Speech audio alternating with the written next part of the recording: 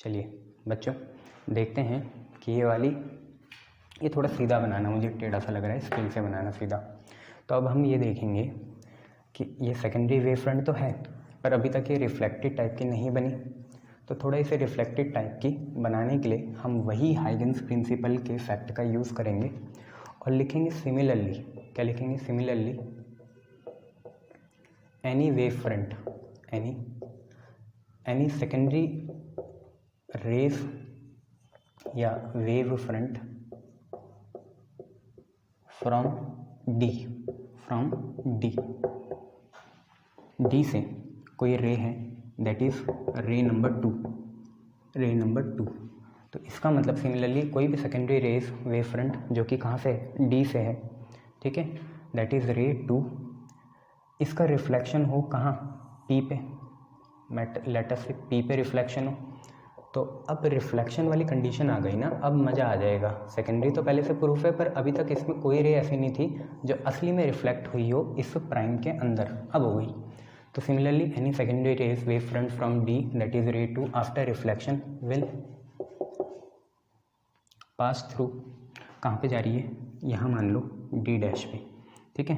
इसका नॉर्मल बना लेते हैं, ये हमारा नॉर्मल हो गया, ठीक है। तो विल पास थ्रू कहाँ, D dash in same time T. इसको भी टाइम कितना लगना चाहिए, टी लगना चाहिए, तभी तो बात है भैया। बी ए डैश भी कितना है, C into T, A B dash भी कितना है, सी इंटू टी, और डी से डी डैश भी जाने में कितना लगे, सी इंटू टी लगे। बट बात यह है, यहाँ ट्विस्ट है, डी से पहले पी फिर रिफ्लेक्शन होगा इधर की साइड, तब बनेगी डी डैश, ठीक है।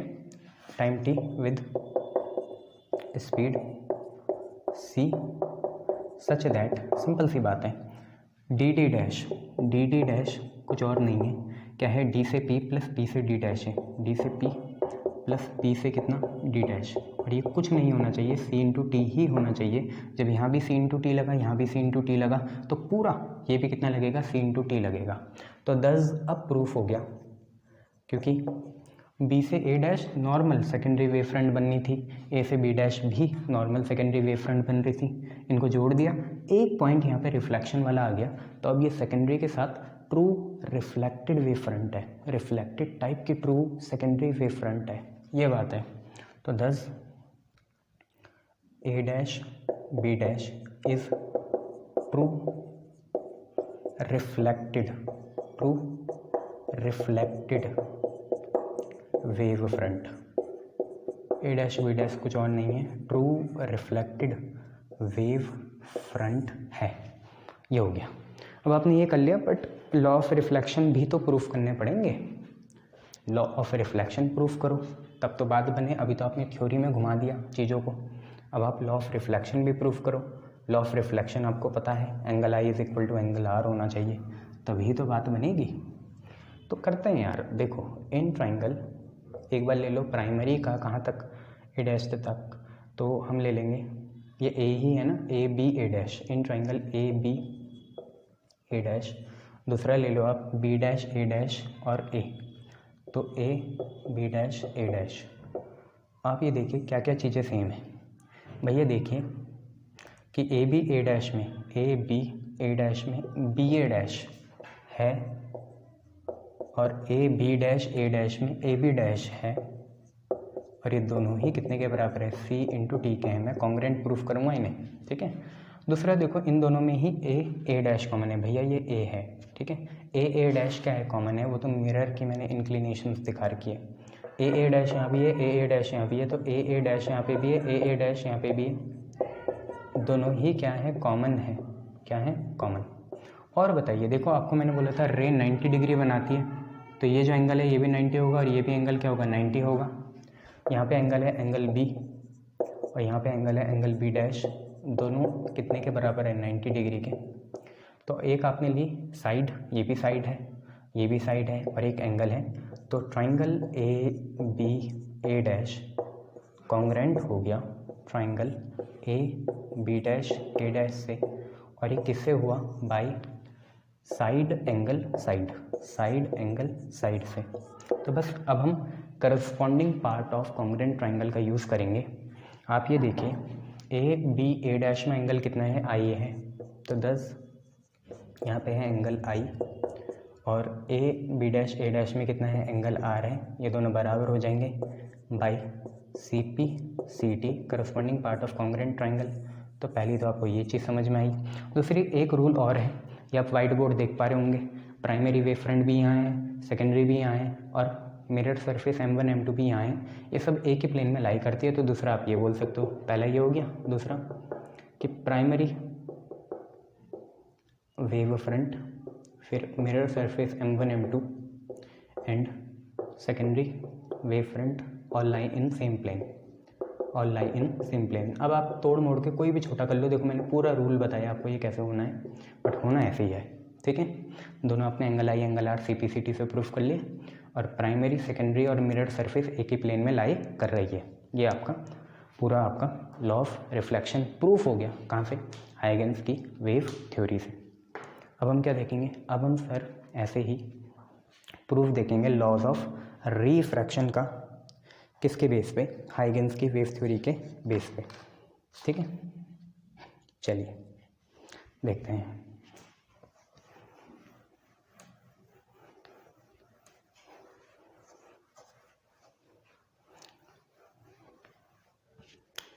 तो proof of laws of refraction, laws of refraction का आप प्रूफ देखिएगा कैसा है। लॉज ऑफ रिफ्रैक्शन का प्रूफ देखो क्या चीज़ है, आगे बढ़ेंगे फिर, ठीक है। लॉज ऑफ रिफ्रैक्शन का प्रूफ देखेंगे। तो यार लॉज ऑफ रिफ्रैक्शन के प्रूफ में कुछ दिक्कत नहीं है, आपको क्या करना है, एक बाउंड्री बना देनी है। बाउंड्री का नाम है एक्स वाई, ठीक है। मान लो ऊपर मीडियम है μ1, नीचे मीडियम है μ2। मान लो यहाँ लाइट की स्पीड है c1, अलग अलग होती है ना, यहाँ लाइट की स्पीड है c2, ठीक है। तो लेट, यहाँ पे लिख लेते हैं, let X Y is the interface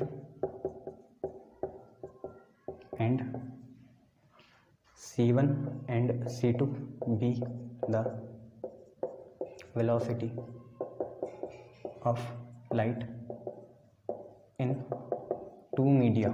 दो अलग अलग मीडिया हैं μ1 और μ2, उनमें जो लाइट की स्पीड है।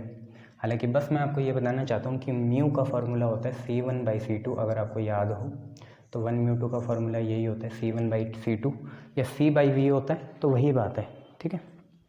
λ1/λ2 भी होता है, कोई दिक्कत वाली बात नहीं। फर्स्ट आ गया, हमने क्या करा, जब आपको पता चल गया यहाँ c1 है और यहाँ c2 है, थोड़ी देर के लिए मिटा लीजिए, आप पे जगह है तो कहीं बना लीजिए। और यहाँ पे मैंने अपनी एक प्राइमरी वेव फ्रंट गिरा दी, ये हमारी है प्राइमरी वेव फ्रंट।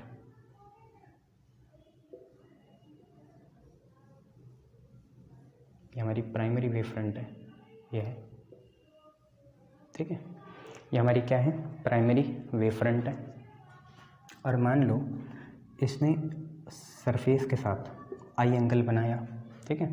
3 रेज आपको दिखानी पड़ेंगी, एक एरी, एक एरी, एक एरी, ठीक है।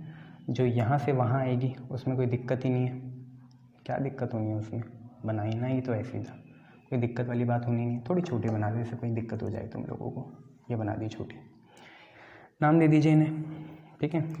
ये एक सरफेस है, ये वाई सरफेस है, इसको ऐसे ऐसे बना के 3 रेस बना लो, ठीक है। आगे को जा रही हैं, नीचे जाएंगी, है ना। तो यहाँ स्पीड है c1, यहाँ स्पीड है c2, आई एंगल बन गया, इसको नाम दे दो 1, इसको नाम दे दो 2, इसको नाम दे दो 3, तीनों 90 डिग्री पे। इसको दे दो b, इसको दे दो नाम d, इसे दे दो आप a, ठीक है। तो सिंपल सी बात है, पहले रे जो है b से कहाँ पहुँची, यहाँ पहुँची, ठीक है। और ये बन गया आपका कहाँ पे, a डैश, ठीक है। तो लेट सेकेंडरी वेवलेट्स या rays from b strike X Y at a dash, कहाँ करें, a डैश सच दैट, देखिए बी ए डैश कितना हो जाएगा, चाहे स्पीड अलग हो टाइम तो सेम ही लगेगा टी, टाइम सबको सेम दिया है चाहे स्पीड अलग हो। तो बी ए डैश आपका कितना होगा भैया, टाइम मिला टी और यहाँ पे इस मीडियम में, इसके ऊपर वाले मीडियम में, बी से ए डैश ऊपर वाले ही मीडियम में, वहीं स्पीड कितनी है c1, कितनी है स्पीड c1। तो बी ए डैश कितना हुआ c1 इंटू टी हुआ, ठीक है। नाउ सेम बात है, अब अगर आपको ए से कहाँ जाना है, नीचे जाना है बी डैश की तरफ, ठीक है। तो भैया आर कोर्स से कहानी बनेगी क्योंकि वहाँ तो रुक गए आप, यहाँ पे कहाँ रुकोगे, दिक्कत आ जाएगी पहली वाली। यहाँ पे तो रुक गए, आपको पता था यहाँ रुकना था, यहाँ कहाँ रुकोगे, आगे बढ़ोगे आगे बढ़ोगे आगे बढ़ोगे, कहाँ तक बढ़ोगे। तो आपको पता है भैया यहाँ स्पीड कितनी होगी, c2 होगी, पहले से पता है हमें, म्यू पता है तो c भी पता होगा स्पीड, ठीक है। नाउ ये हाइगेंस वाली थ्योरी लगाई है आपने यहाँ, इससे पहले ये जरूर लिख लेना कि अकॉर्डिंग टू हाइगेंस एवरी, वो लिखना जरूरी है कि according to Huygens every point on primary wave front act as a fresh source for secondary wavelet. तो फिर उसके बाद ये कि let secondary wavelet from B strike X Y at A dash such that B A dash is equal to c1 into T, ये आप लिख लेना। उसके बाद क्या है, सिमिलरली सेकेंडरी वेवलेट्स या रे फ्रॉम कहाँ से, ए से, जो कि कौन है, that is 1, will take time T and speed c2 covers कितना भैया, ए से बी डैश जाएगी, कवर्स ए बी डैश, वो बी डैश कहाँ है पता नहीं बट इतना ही जाएगी, और ए बी डैश डिस्टेंस कितना होगा क्योंकि हम नीचे जा रहे हैं, नीचे कितना है c2 है, तो ए बी डैश होगा c2 इंटू टी। अब इसके लिए हमें क्या करना पड़ेगा, इतने ही डिस्टेंस का आर्क लेना पड़ेगा, रेडियस लेना पड़ेगा और आर्क बनाना पड़ेगा ए को सेंटर मान के। तो फॉर दैट इसके लिए taking A F centre and A B dash as radius, draw arc कितना, A B dash, draw arc A B dash. तो हमें आर्क बनाना है, मैं मान लो यहाँ पे रोक रहा हूँ और ये मैंने बना दिया ए बी डैश, और आपको भी पता है अब यहाँ से यहाँ जोड़ना पड़ेगा एक टेंजेंट प्लेन, तो ये हमने एक टेंजेंट प्लेन यहाँ से यहाँ जोड़ दिया ऐसे, ये रहा, ठीक है। टी टाइम के बाद है, तो अब सारी कहानी बोल के ये आर्क बना दिया हमने।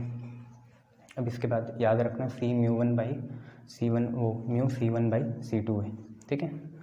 तो now a tangent plane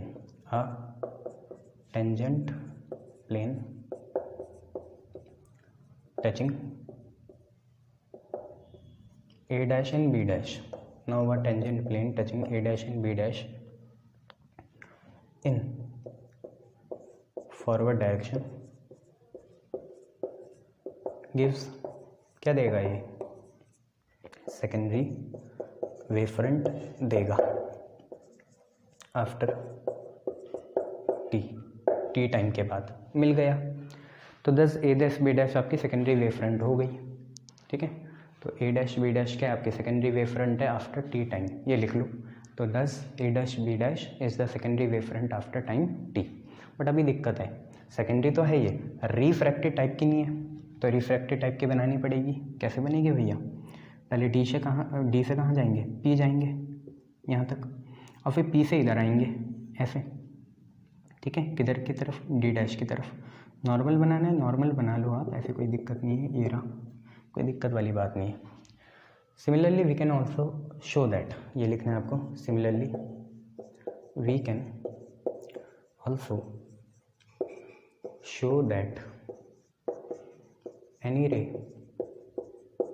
ray second from D will reach point P and gets refracted along कहाँ, D dash in same time t, चाहे वेलोसिटी कुछ भी हो, सेम टाइम t, उसको भी टाइम कितना लगेगा c, टी लगेगा। सच दैट अब थोड़ा कैच वाली सिचुएशन है देखो, बट वो काम की नहीं है। डी से डी डैश आपका बनेगा D P plus E D dash, ये बनेगा। तो डी से डी डैश होगा कितना, डी से पी, डी से पी। भैया आपको टाइम मिला कितना, मुझे नहीं पता, मुझे टाइम नहीं पता, बट मुझे पता है कुल मिला के टाइम लगा होगा टी, कुल मिला के टाइम लगा होगा टी। यहाँ तक स्पीड होगी c1, यहाँ तक स्पीड होगी c2, यहाँ तक c1, यहाँ तक c2, मीडियम चेंज हो रहा है ना बीच में। तो आप पे क्या होगा, आप पे होता है स्पीड इंटू टाइम, तो होगा c1 plus c2 into T. अब मुझे नहीं पता टाइम क्या है, t1 प्लस t2 मान लो, बट होगा ऐसे कुछ, ये चाहिए इंक्लूड भी मत करना, बट ऐसे कुछ होगा, ठीक है। तो अगर ये भी इंक्लूड कर दिया, एक रिफ्रैक्टेड वाला आपने पार्ट भी इंक्लूड कर दिया, तो अब हमारी secondary wave front true refracted wave front भी कहलाएगी। तो डज, सिंपल सी बात है, अब does A dash B dash, अच्छा आई ये है, आर कहाँ बनेगा भैया, आर ये बनेगा, है ना। तो A dash B dash is true secondary refracted, true secondary refracted wave front, ये है, ठीक है। अब लॉज ऑफ रिफ्रैक्शन प्रूफ करने पड़ेंगे। तो पहला देखिए, इन ट्राइंगल, ट्राइंगल ले लेते हैं भैया, A B A dash, A B A dash. यहाँ पे आपको पता है स्नेल्स लॉ का साइन से रिलेशन है, तो ए बी ए डैश में साइन आई। आप देखिए खुद बताइए, ये एंगल 90 है, बोलो हाँ या ना। तो आगे वाला क्या हुआ, ये हाइपोटेन्यूज, परपेंडिकुलर कौन है, ए डैश बी है या बी ए डैश है, ये तो बेस है ना बच्चे, उल्टा सोचना, इसको पलटा दें यहाँ पे। तो ए डैश ए क्या है आपका, बेस नहीं है, हाइपोटेन्यूज है, एंगल ये रहा, ठीक है।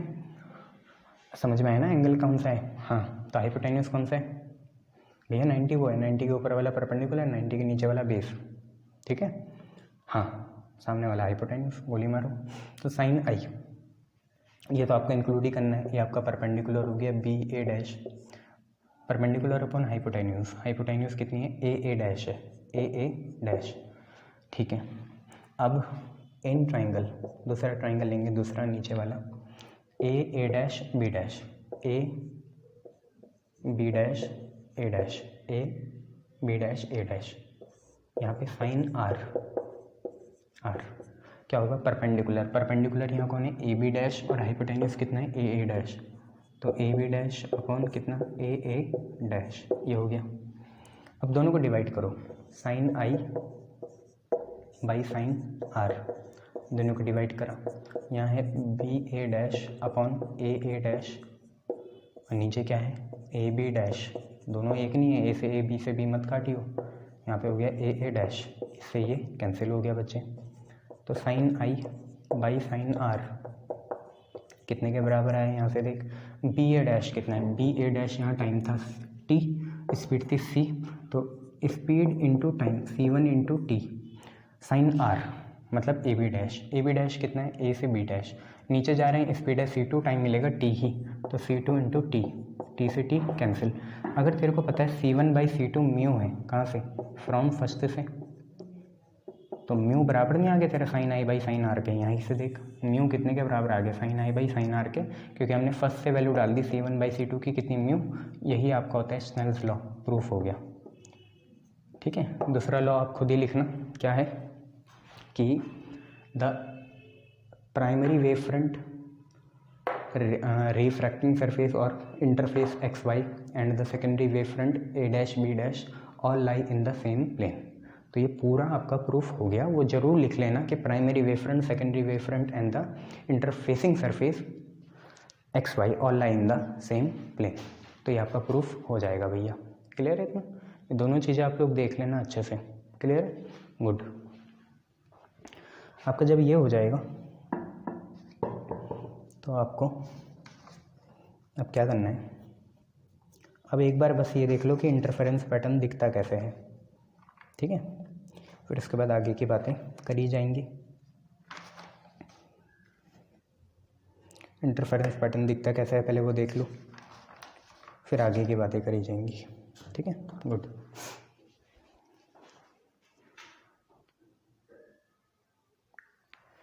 चलिए ये ग्राफ देखिए, ये आपका इंटरफेरेंस पैटर्न का ग्राफ है। अगर आप देखें इस बीच वाले को बोलते हैं हम सेंट्रल मैक्सिमम। ये सबसे ज़्यादा चमकदार होता है, सबसे ज़्यादा इंटेंसिटी होती है इसकी central maximum. But interference pattern में क्या है, सबकी चमक एक जितनी है, क्योंकि सबका एम्पलीट्यूड भी क्या है, एक जितना है। इंटरफेरेंस और डिफ्रैक्शन में यही फ़र्क है, वहाँ पे धीरे धीरे इंटेंसिटी कम होने लगती है, बट यहाँ पे बराबर है। इस साइड इंटेंसिटी है, ये नीचे फेज डिफरेंस है। 2-3 बातें यहाँ पे ये है, एम्पलीट्यूड कहाँ टच हो रहा है, मतलब आप खुद देखो, पाई, 3 पाई, 5 पाई, पाई, 3 पाई, 5 पाई, ये 2 पाई, 4 पाई, 2 पाई 4 पाई में कुछ बन ही नहीं रहा है। तो जहाँ ये 3 पाई है, जहाँ ये 5 पाई है, 3, 5 और पाई, इसे हम बोलते हैं कंस्ट्रक्टिव या मैक्सिमा। यहाँ पे सबसे ज़्यादा चमक होती है, पहले ये बताया था मैंने आपको।